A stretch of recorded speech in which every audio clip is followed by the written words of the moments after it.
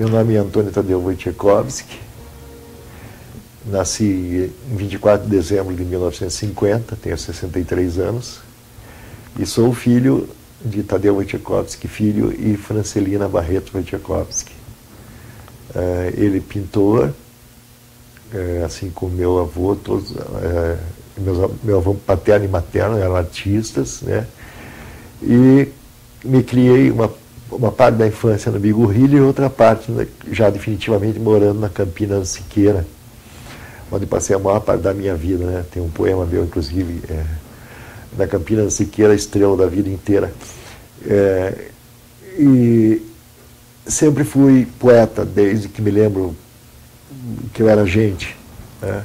Sempre escrevi, sempre fui reconhecido por professores, pelas pessoas em volta, como um poeta. E desde muito cedo, assim, acho que a gente tomei consciência do mundo. A gente tinha eu e meus primos, os Farias, a gente era muito amigo, éramos muito amigos, assim, um passava o final de semana na casa do outro. E eu me lembro que na época, 64, tinha 14 anos, gostava dos Beatles, que estavam surgindo, gostava de rock and roll, gostava do Elvis, né? Gostava das coisas modernas. E quando surgiu a Revolução, assim, logo a primeira postura que a gente teve foi de contrariedade, né? Então a gente começou a ler livros do Moacir Félix, Tiago de Mello, alguns dos poetas que naquela época estavam escrevendo um tipo de poesia política que depois acabei renegando mais tarde, né? Fiz até um poema contra esse tipo de poesia, de fazer uso da poesia para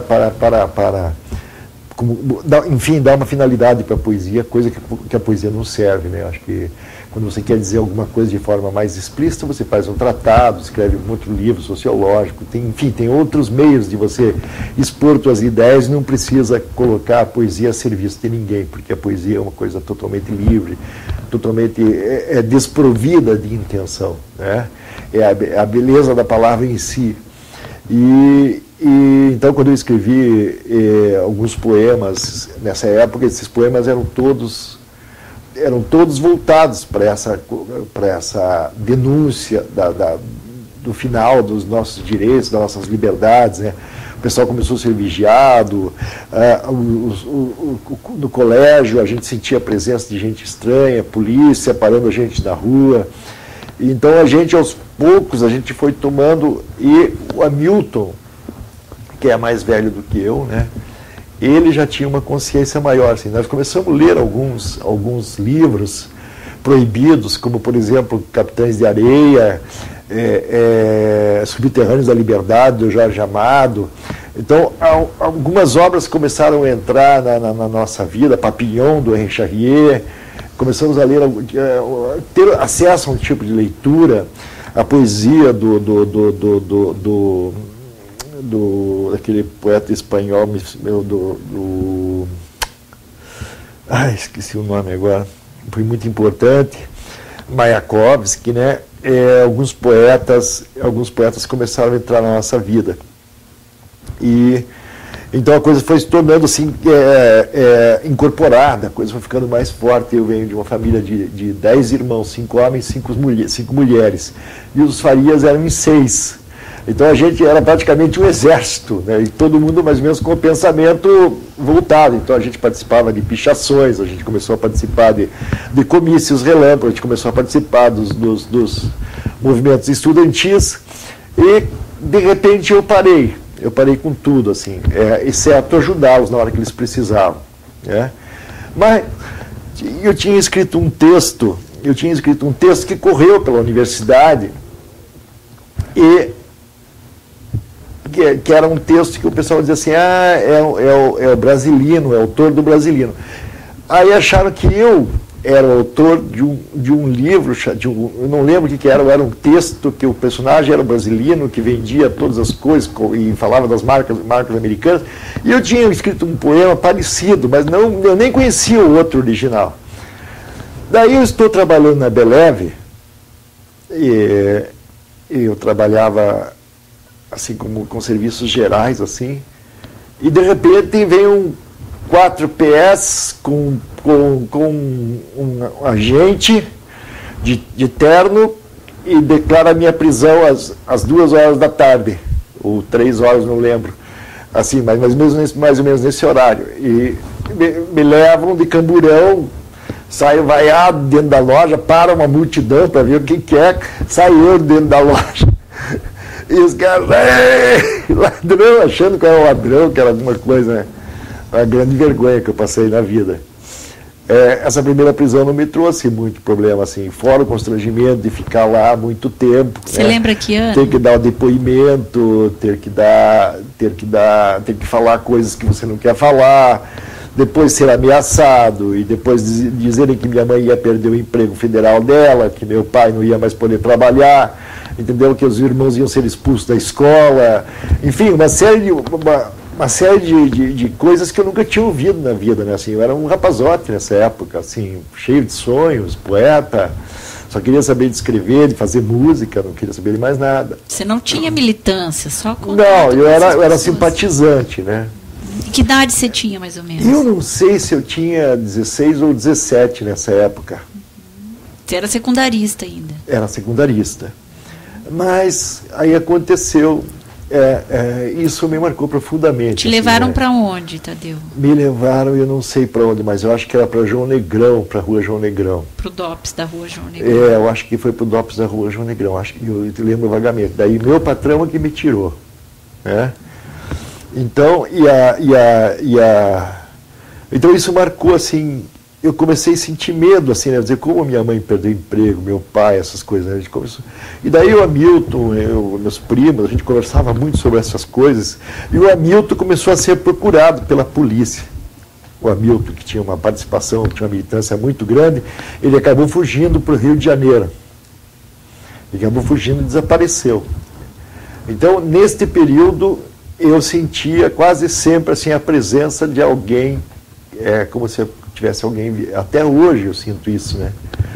Até hoje, quando eu estou sozinho, assim, andando na rua, ou estou em casa, e a impressão que eu tenho é que tem alguma coisa me vigiando, que tem um olho assim, olhando, alguma coisa olhando para mim, como se não parasse, isso não parou até hoje.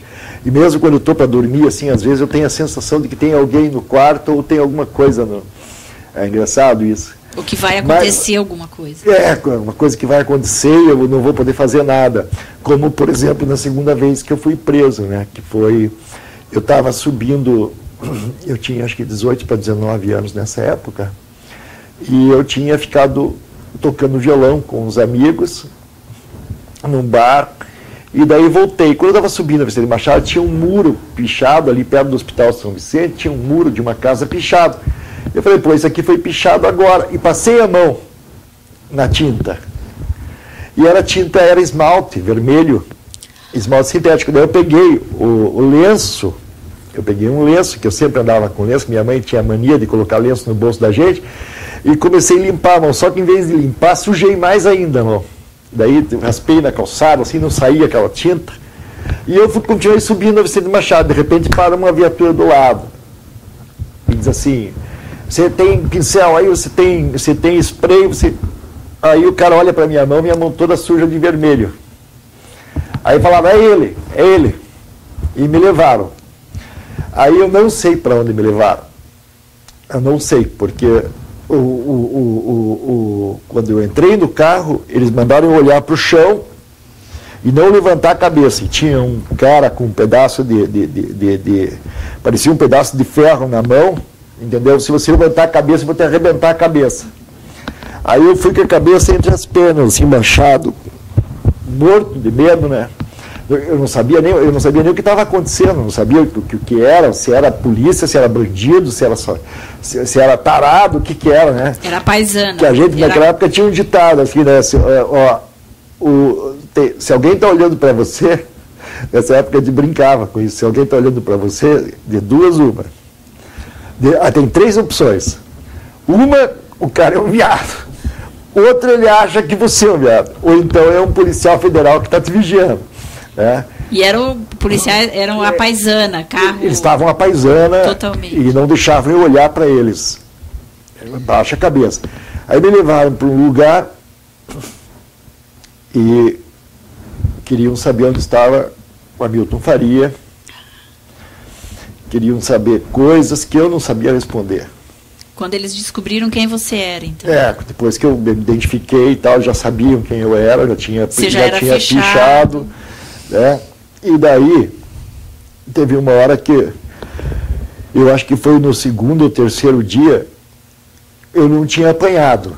Eu fiquei sob interrogatório, me enchia o saco, ameaçavam de tudo que é tipo de coisa que ia acontecer comigo, que iam me matar, que iam me arrebentar, que eu não ia sair vivo daquela, que não tinha pressa em me torturar, porque tinha gente na fila para eles torturarem, e eu escutava uns gritos no lugar onde eu estava, que era um lugar bem escuro, acho que era um porão de uma casa, tenho a impressão que era um porão de algum lugar, porque era bem abafado e escuro, e só as luzes, que você não conseguia ver luz de fora.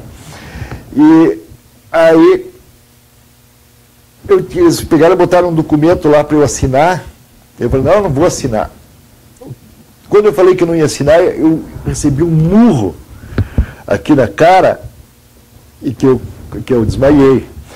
E depois eu vi que eu tinha levado um chute na boca, tinha me quebrado os dentes do lado de cá, porque a boca estava toda arrebentada. Daí eu tive que fazer uma plástica. Se você olhar aqui, ó, dá para ver que tem um afundamento, porque aqui cresceu um calombo desse tamanho depois, eu fiquei com o rosto defeituoso durante um tempo na minha vida, até fazer essa plástica, né, que eles arrebentaram todo o rosto para tirar as raízes dessa coisa que se formou aqui, uma espécie de um calombo, um quisto sebáceo, assim, uma coisa, eu não gosto de lembrar daquilo, é cheio de nervura aquele troço, por causa daquela porrada que eu levei aqui, né, e essa cicatriz que tem aqui no nariz, né, que é outra cicatriz que dá para ver bem aqui, que eu tenho uma cicatriz aqui, ó. E daí fiquei mais 2 dias. E daí, de repente, eles disseram, entra, você vai sair agora, baixa a cabeça. Era 1h da manhã, me soltaram ali perto da rodovia do Café, perto eu estava lá, como é que é o bairro? Santa Quitéria, que por um acaso ficava próximo da minha casa, que próximo não, né? Uns 4 quilômetros, 5 quilômetros da minha casa, que eu fui caminhando de madrugada para casa e eu tinha emagrecido, né? Cheguei, minha mãe ficou extremamente emocionada. Né? Você ficou quantos dias? 5. 5 dias. Chegou todo machucado? Cheguei todo remendado. Machucado, não tinha os dentes. E esses 5 dias ninguém soube de você? Ninguém soube nada. Sumi, desapareci. Você estava na rua e sumiu? Isso. E daí, eu acho que 2 anos depois, foi a última vez que eu fui preso. Essa segunda foi em 68, por aí? Eu acredito que foi em 68, 69 ou 70. Um desses 3 anos, porque eu não consigo lembrar mais, porque... Sabe, tem coisas na vida que você prefere esquecer. Você se você ficar se torturando com essas coisas, mesmo porque, sabe, a gente, de certa forma, você como vítima, você acaba assumindo a opressão da pessoa que te oprime. Sabe, tinha épocas que eu achava até que eu era errado, que eu tinha feito merda. Entendeu? Não eles. Você fica, então você prefere esquecer. Eu fui levando a minha vida. Você voltou em casa? Cheguei em casa, a primeira coisa que eu fiz foi comer que nem um louco. Eu estava morto de fome, né? Eu praticamente dava um pão e água para a gente comer lá, com mais nada, o dia inteiro. Às vezes conseguia um cafezinho, às vezes conseguia um cigarro. Eu já fumava nessa época, conseguia um cigarro com alguém, mas muito difícil conseguir um cafezinho, um cigarro e tal. E a angústia de você ficar... Sim. É uma angústia que você não sabe se vão te matar, você não... tem uma hora que eu disse, foda-se, e vão me matar. E você conhecia as histórias de tortura, claro, de militante, você acompanhava. Claro, sabia de tudo, eu sabia que estava morto. Se eles quisessem, eles tinham me matado ali. Por isso que eu procurava levar da melhor forma possível, né? Aí... O que você fez logo depois que te soltaram? Procurar um dentista, né? Procurar um dentista, daí comecei a usar prótese, né?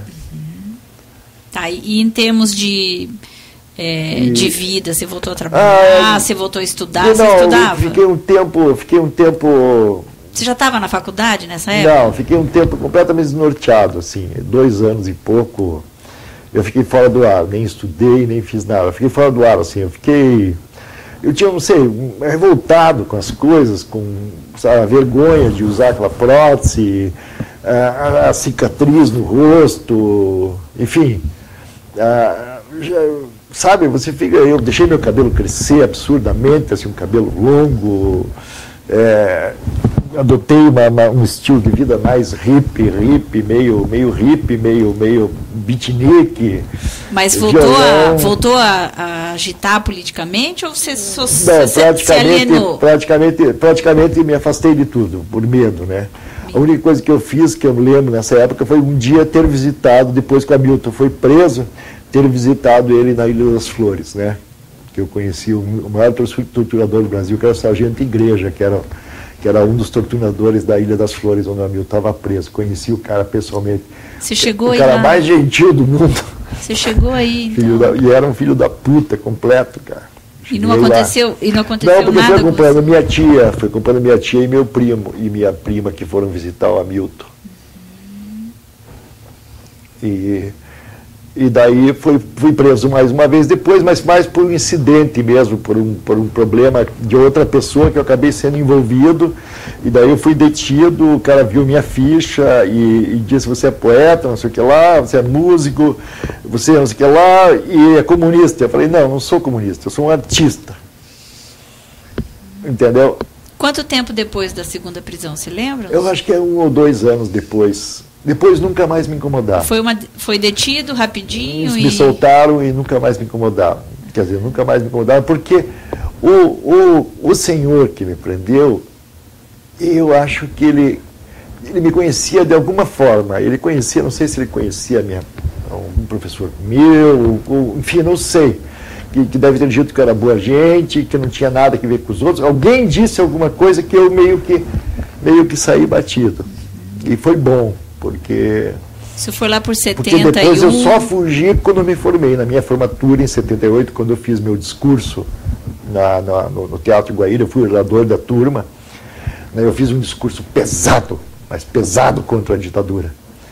Isso na minha formatura, em 78. E daí eu lembro que após o discurso eu me mandei de Curitiba. Eu fiquei uns meses em Santa Catarina, pescando, e depois voltei para cá e fui professor do Cefet. Você se formou em pedagogia? Em letras e literatura, né? E daí, quando eu voltei, quando eu entrei no magistério, eu abri no Cefet o Clube da Criação, que logo tinha centenas e centenas de aficionados no Clube da Criação. E daí o professor Ivo Mesadri, o diretor do Cefet, foi devidamente instruído a acabar com o Clube da Criação. Foi a última raspada do tacho, assim, da minha ligação com esses caras, né?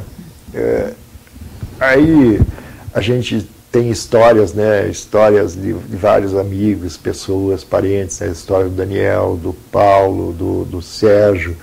Eu acho que todo mundo, de uma certa forma, pessoas que sofreram muito psicologicamente com medo, sabe? E outra, acho que não é nem medo, sabe? É um sentimento de impotência que eu às vezes fico pensando se a gente tinha medo. Acho que a gente não tinha medo, a gente tinha, não sei se um sentimento de desprezo por aquilo, como é que as pessoas podiam invadir a vida de outras pessoas, como é que podiam prender, como é que podiam matar, como é que podia acontecer esse tipo de injustiça no mundo, assim, entendeu? Como é que a gente, tão diferente, a gente admitia a interferência dos Estados Unidos tão diretamente, assim, né, na vida do país, dando ordens, mandando nos nossos políticos. As coisas, assim, esse sentimento de impotência, acho que talvez era o que doía mais, entendeu? E que, de certa forma, me colocou, e até prestou um favor para mim, porque me colocou bem claramente do lado que eu estou até hoje, entendeu? Que é o lado das pessoas de bem, o lado das pessoas responsáveis pela vida, que são solidárias com outras pessoas, entendeu? Enfim, que tem valores bem definidos, né? Em função do horror que a gente teve que enfrentar com a própria vida, né? Que é assim como estou vivo, poderia estar morto, né? Poderia estar aleijado, né? O chute que eu levei no joelho, até esse joelho até agora dói, até hoje dói, né? Ele está ficando cada vez pior. Então são lembranças, de vez em quando você sente uma dorzinha no joelho, filha da puta, aquele desgraçado que me chutou a perna, né? Ou sente os dentes, por exemplo, né? Você fica pensando, aquele filho de uma puta que me deu aquela porrada, deve ter me chutado da boca quando eu caí desmaiado, né? Então são coisas assim que ficaram. Uma parte da minha vida é como se eu colocasse um parênteses, entendeu? Quando eu escrevo, existe esse parênteses aí. Se fosse um período composto, no meio teria um parênteses, assim, sabe, que não interferiria na história principal. O aposto. Mas ficaria como um aposto, assim, uma coisa que... Se tirar, não tira o... se tirar não vai tirar o brilho da minha vida, entendeu? Da sua vida, mas está lá, sabe? Está lá com uma lembrança, nada agradável, porque eu acho que a única coisa que a gente não deseja para ninguém, né, é a injustiça. Eu acho que não tem nenhum sentimento que doa mais dentro da gente do que a sensação de impotência e a sensação de estar se sentindo injustiçado, sabe? Então essa sensação de impotência, de você estar num local que você não quer estar, de você estar numa situação que você não merece, entendeu? Por uma simples diferença de opinião, de pensamento, entendeu? Então essas coisas são erros que têm que ser apagados da história da humanidade. A humanidade tem que avançar, entendeu? Então a gente tem que caminhar para um outro patamar de existência, para um outro patamar de relacionamento. Hoje eu vejo com uma preocupação imensa, sabe, que depois de toda essa experiência que a gente teve, essa alienação toda que aconteceu de praticamente 3 gerações, a gente vê 4 cânceres assim bem expostos na cara da nossa sociedade: o hedonismo, a permissividade, o relativismo, entendeu? E o consumismo, sabe? 4 cânceres que são a herança do nosso povo hoje em dia. Então você vê a permissividade no jovem, sabe, é uma putaria sem fim, sem valores, sem freios, enfim, é aquela coisa do consome e joga fora, fim dos relacionamentos, etc., inclusive de certos valores de amizade, de companheirismo, etc. O consumismo não precisa nem falar, né? Antigamente dava um espelhinho para índio, hoje em dia dão iPhone, dão tablet, entendeu? E revoluciona a cabeça das pessoas que entregam o seu salário, toda a sua capacidade de trabalho, de realização como ser, eles entregam em troca de prestações, de 36 prestações, para ter uma merda qualquer, entendeu? Que ele acha que vai preencher a vida dele com aquilo, né? E daí temos o relativismo. O cara nem é viado e nem deixa de ser. A mulher nem é puta nem deixa de ser. O cara nem é ladrão nem deixa de ser ladrão. Quer dizer, tudo é meio a meio. Ninguém sabe exatamente, ninguém defende posição, ninguém sabe. Eu pergunto onde anda a autenticidade hoje em dia. O que aconteceu com a autenticidade das pessoas? Entendeu? É tudo Maria vai com as outras, o cara é aquilo e de repente ele já é outra coisa, daqui a pouco ele está com outro grupo e ele diz que é outra coisa, então a gente não sabe nem o que pensar. E o relativismo, né? Que é essa coisa do... Desculpa, o relativismo eu coloquei o hedonismo, que é a busca incessante do prazer.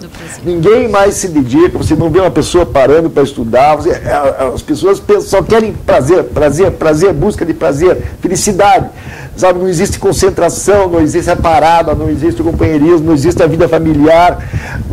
Esses dias eu estava num bar, de repente tinha uma mesa que tinha umas 8 pessoas que estavam do meu lado, assim, tinha 8 pessoas, cada uma com o seu celular, nenhuma conversando. Eu digo, meu Deus, o que está acontecendo no mundo? Quer dizer, as pessoas vêm num bar para se encontrar com os amigos, para ficar conversando com outros por telefone. Quer dizer, foi para isso que houve toda essa luta, derramou-se tanto sangue para acontecer essa merda hoje em dia. Então, preocupante, preocupante. Eu acho que o Hamilton deve se perguntar, né, pessoas, Fábio Campana, alguns dos meus amigos eu conhecidos daquela época. Quem eram essas pessoas com quem você convivia e compartilhava esses princípios? Com os Farias, né, que eram meus primos, né, com os meus amigos do bairro, claro. Apesar de que meus amigos do bairro eram todos ignorantes, uma polacada ignorante, entendeu? Então não tinha muita profundidade ali para conversar. Mas havia lealdade, companheirismo. Sim, isso sim, né? Sarro, muito sarro também, né? Porque, quando eu fui preso, o que me tiraram de sarro nessa vida já, por causa da prisioneiro, de lugar na cadeia, comunista, todas coisas pejorativas também, né? E afinal, qual a sua relação com o comunismo? O socialismo? Eu até escrevi um poema numa época que era assim, quem me rotular perde a rótula. Sabe? Porque eu acho que um homem não cabe num dístico, numa palavra, numa marca, num conceito. O homem é muito mais do que isso, sabe? Então, dessa época, eu tenho um poema, né, que para todas aquelas pessoas que me acusavam de ser alienado, que me acusavam de tantas coisas, eu tenho um poema chamado Como é que vão as coisas? E é assim, calha a boca, coisa ruim. Você não está falando coisa com coisa. A coisa não está preta, coisíssima nenhuma. Você está com muita coisa para cima de mim. Mas eu lhe peço só uma coisa. Deixe a coisa em paz para ver como é que a coisa fica. Alguma coisa me diz que por uma coisinha de nada eu deixei de dizer uma porção de coisas. Outra coisa, abaixe nesse centro, mas com o espírito da coisa. Não precisa ser aquela coisa, mas pelo menos uma coisa tão estranha, que mesmo que pareça sempre a mesma coisa, seja coisa do outro mundo. Pois de todas as coisas, no fim, sempre resta pouca coisa. Outra coisa, a vida tem dessas coisas, e coisa que não acaba mais. Se você não concorda, o que não é lágrima de coisa, escreva qualquer coisa, pinte qualquer coisa, filme qualquer coisa, fotografe qualquer coisa, só não me deixe coisando sozinho. Como é que foi retomar a sua vida? Você fez letras... Fiz letras, fui trabalhar no Cefet, eu fui lá, passei em primeiro lugar. Como é que ficou a sua relação com o país, por exemplo, né? A campanha da anistia, depois veio a Diretas Já. Claro. Você olhou isso, fiz campanha pro Brizola, sabe? O meu maior sonho, depois de tudo, sabe, era eleger o Brizola presidente do Brasil. Você não imagina o que nós fizemos, eu e meus amigos fizemos, né? A gente fez de tudo. Quando o Collor se elegeu, foi a primeira vez que eu me senti vontade de me matar. Então,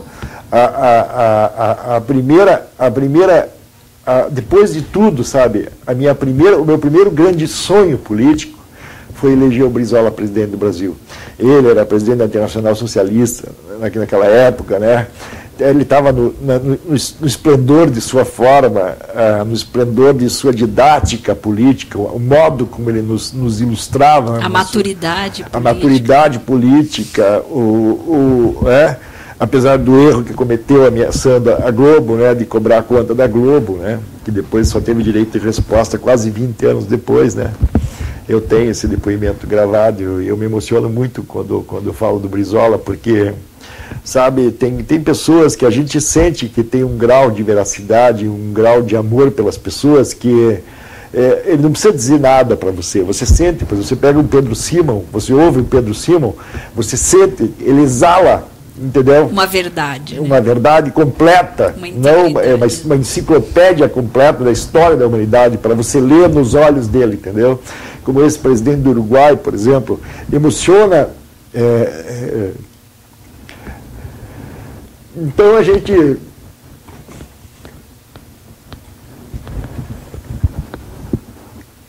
Quando o Collor se elegeu, puta que pariu. Tristeza. Muita tristeza. Então a minha retomada assim, política é um pouco decepcionante, porque... Durou pouco. Todo um sonho, né, foi por água abaixo. E como é que ficou a política na sua vida, depois desse momento? Eu comecei a trabalhar com marketing político, sou um especialista nisso, né, sou um vencedor, venci quase todas as eleições que fiz. Sou um profissional competente, né? Gosto de trabalhar com pessoas honestas, pessoas que fazem governos bacanas, progressistas. Eu faço plano de governo para os caras, digo, você vai ter que colocar isso, vai ter que colocar isso. Eu tenho uma série de exigências que o cara tem que colocar no plano de saúde, no plano de educação, porque senão eu não trabalho para o cara se ele não assumir aqueles compromissos. Tá, você trabalha para as pessoas, não para os partidos. Sim, eu trabalho para os políticos, né, para os candidatos. E para trabalhar para um candidato, ele tem que assumir certos compromissos que eu quero que ele ponha no plano de governo dele. Você já trabalhou para quais partidos? Ou você já chegou a se filiar a algum partido? Não, eu sou filiado ao PMDB, assim, por causa do meu irmão, que é o Chico Fantasma, né? Você deve conhecer a figura folclórica daquele Curitiba, o Chico Fantasma, é um candidato, e eu me filiei no partido do PMDB por causa dele, né? Eu fiz a campanha do Requião, por exemplo, a primeira campanha do Requião aqui, fiz uma campanha para o Greca, fiz campanha para o Salazar, que foi um grande prefeito da história de Cascavel, um cara que fez 19 postos de saúde, por exemplo, tinha 4 postos de saúde em 24 horas, quando Curitiba nem sonhava com isso, ele já estava lá colocando, sabe, então... Salazar Barreiros. Salazar Barreiros. Então eu tenho uma história assim, de candidatos muito bacanas, que eu trabalhei, gente boa, fizeram excelentes governos, isso me orgulha bastante. Você continua acreditando na política como uma forma de transformação da sociedade? Não me interessa mais isso. Sabe, eu acho que não me interessa mais isso. Eu acho que eu tenho posições, e essas posições é que determinam, sabe? E você vai dizer, mas isso é política. Eu falei, claro, tudo é política. Tudo é política, né? Então, mas eu por exemplo, você me pede para assinar um abaixo-assinado, e eu vejo que o abaixo-assinado tem um fundamento, eu vou lá e assino, entendeu? Eu acho que o que sobra para a gente mesmo, sabe, é o coração e o sentimento de mundo que a gente tem, o sentimento que a gente tem pelas pessoas. Isso não muda, e talvez esse seja o ato político mais verdadeiro que pode existir. Entendeu? Será que não é exatamente a falta dessa compreensão que afasta as pessoas da política? Porque, veja bem, na verdade... Essa verdade, né? Você está falando de homens, sim, de ideias e princípios, sim, e de coerência. Na verdade, falta muita vontade de estudar, né? Está faltando muita gente tomando as rédeas do país, gente decente, gente inteligente. O cara pega, quando o cara é um gênio, o cara não quer saber de política. Entendeu? Se afasta. Então, se afasta, diz que não se envolve, e daí, cada vez mais, os maus é que vão tomando o poder, cada vez mais, os bons homens de bem dizem que não entram na política, daí os maus é que se aproveitam, e daí você vê essa bandalheira que existe no Brasil hoje. É uma vergonha completa. Eu tenho vergonha dos políticos do país, entendeu? Você não consegue colocar 10 grandes nomes nas duas mãos, não consegue. E gente 100%, como o Simon, por exemplo, entendeu? Gente íntegra, responsável, inteligente, honesto, entendeu? É difícil. O Paraná tinha 2 políticos, eu nunca esqueço. Essa é uma das coisas que eu não posso esquecer jamais. O Newton Friedrich e o Euclides Kall ganharam as notas mais altas na época da renovação da nossa Constituição. Do DIAP. E os 2 perderam a eleição no mesmo ano. Quer dizer, o povo não tem mesmo do que reclamar, porque quando 2 políticos de calibre, de alto calibre, pessoas de alto entendimento político, que isso é necessário na hora de negociar. De dimensão. E de dimensão humana, e de grande dimensão humana, os caras não são eleitos. Então é assim. Eu creio que Scalco foi uma grande perda para a política paranaense. Uma grande perda. Mas eu entrevistei o Scalco. É uma desilusão, sabe? Também. Claro. Até porque claro que faz um trabalho. E quando você entra no sistema, quando você entra, você tem ideias, quer mudar, tem os seus princípios, a sua coerência. E quando você entra no sistema, você vê como é difícil fazer as transformações, né? O Scalco mesmo falou para mim aqui, a gente montou o PSDB com as mesmas bandeiras que estamos aí hoje, com a reforma política, a reforma tributária, e até hoje não aconteceu. Sim, e nem vai acontecer nunca, porque a classe poderosa não cede. Ela cede por século, entendeu? Não é por vida. A vida a gente passa, sabe, nem é capaz de observar assim, os pequenos avanços, porque são tão mínimos, eles cedem tão pouco. Né? Você veja, por exemplo, se você pegar e colocar o salário de professor do Paraná hoje em dia, né, da rede estadual, da rede municipal, era melhor ser escravo, era melhor que a princesa Isabel não tivesse assinado e eles morassem, pelo menos eles tivessem a família dentro de uma fazenda, tivesse comida, tivesse casa para morar, tivesse proteção. Porque, e soubessem da sua condição de escravo. Isso. Né? Do que hipocritamente está fazendo um péssimo trabalho na educação, que a maioria dos professores, eu acho que 90% faz um péssimo trabalho, não estuda, não se renova, não se atualiza, faz um péssimo trabalho, entendeu? E ganha, eu acho que o que merece. Enquanto uma parte está ali realmente compenetrada, dando tudo de si, fazendo das tripas o coração para levar para frente o processo. Esses mereciam 10 vezes, 20 vezes mais do que ganham, entendeu? Mas uma parte não merece nem o que ganha, né? Que não faz absolutamente nada a não ser reclamar, a não ser dizer que a culpa é do processo, que o sistema está podre, tá. Mas se em vez de reclamar as pessoas tomassem atitudes, fizessem coisas positivas, a coisa não estaria desse modo. Ontem passou uma matéria na Globo, 42,9% dos candidatos não sabiam escrever, foram reprovados no teste básico de português. Mas querem escrever. Então você veja que ponto. Aí vem uns idiotas falar comigo e diz assim, eu falo inglês perfeitamente. Você não sabe escrever em português, como é que vai saber escrever em inglês? Escreva aí então uma redação em inglês. Não sabe. Quem fala inglês porcaria nenhuma? Fala como é que vai, tudo bem. Você precisa do quê? Uma centena de expressõezinhas de convivência. Isso é falar uma língua. Ele não consegue falar português. Não consegue escrever meia dúzia de frases em português sobre um determinado assunto com coerência, com correção.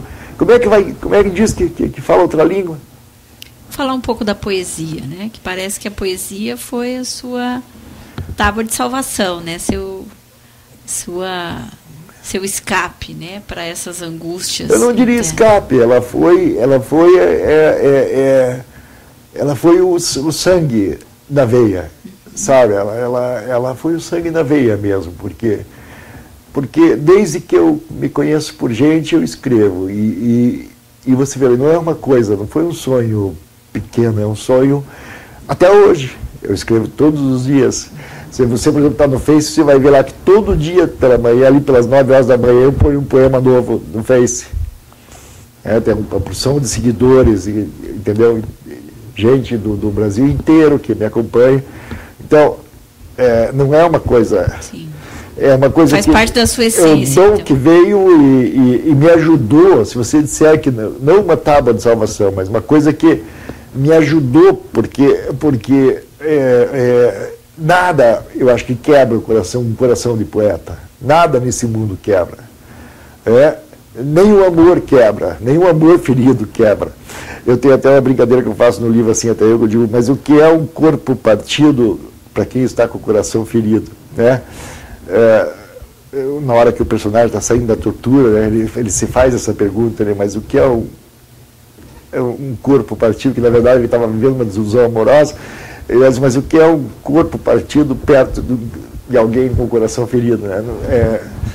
Então, a poesia, sabe, ela foi assim o meu coração ferido. Porque a gente, como artista, você tem o ideal de conseguir fazer coisas cada vez mais belas. Então você fica sempre uma ferida aberta ali, sabe? De você parece que está precisando fazer um curativo, uma coisa para melhorar, para aperfeiçoar. E, na verdade, é uma bobagem isso. É uma bobagem, porque ninguém vai conseguir fazer a obra perfeita, entendeu? Mas é o sonho da perfeição que conduz, né? Que faz com que você fique cada vez mais inquieto, cada vez mais você tem necessidade de se renovar na escrita, na leitura, né? Lendo, acompanhando os processos, vendo as novas formas de comunicação, Twitter, Face, WhatsApp, Waze, todas as formas de comunicação. Então você vira um animal sedento em torno da informação, porque o poeta é isso. Esse é o melhor retrato de um poeta, né? Não está contente com nada. Nada está bom. E, ao mesmo tempo, é muito bom ser poeta, porque é uma sensação de felicidade assim imensa. Talvez isso seja o contraste da própria dor e sofrimento de viver. Se você quiser deixar uma mensagem final ou quiser acrescentar mais alguma coisa. Eu não tenho mensagem final, mas eu acho assim, ó, um poema. A tua vida, cara, é a tua vida. Sabe? É tua vida, é o teu momento. Eu acho que trocar a eternidade pela efemeridade das coisas materiais é um péssimo negócio, cara. Então, olha lá o que você anda fazendo com a tua vida. Porque de repente pode aparecer um bando de filho da puta, entendeu? E você não vai ter uma segunda chance de viver.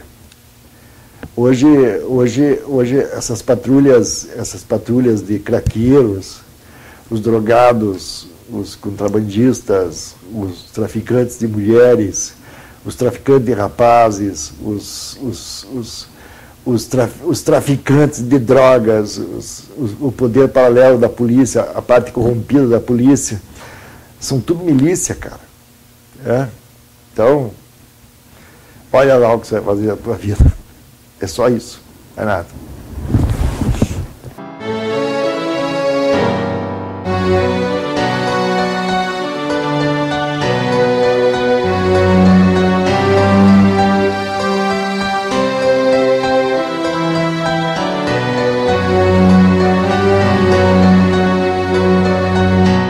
Ouça bem esta canção, ela fala pra você. Ela fala de um tempo que ninguém pode esquecer, de um tempo em que alguns homens impuseram a tirania, muitos outros responderam com a sua rebeldia. Os tiranos implantaram longa noite de terror, tentaram calar a todos, provocando muita dor. Censuraram a cultura e toda a cidadania, calaram toda a voz, promovendo a vilania.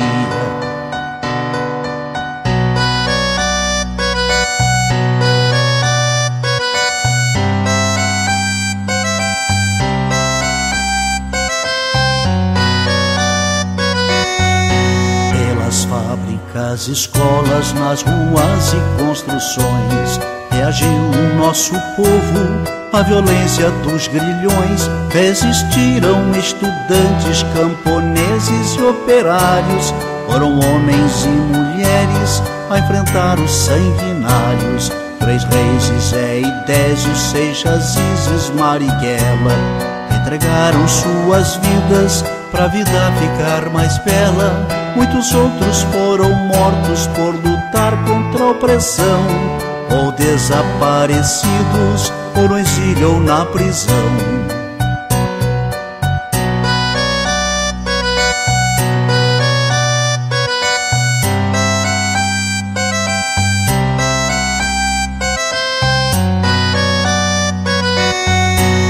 Com a luta desses homens derrotou-se o opressor.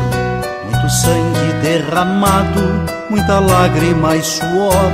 Quem tem medo de retorno não se sinta equivocado. O terror que foi um dia poderá voltar dobrado. só mesmo a vigilância de quem ama a liberdade poderá impedir que volte o império da maldade. Mas a luta continua por justiça e pelo pão, pela reforma agrária, por saúde e educação.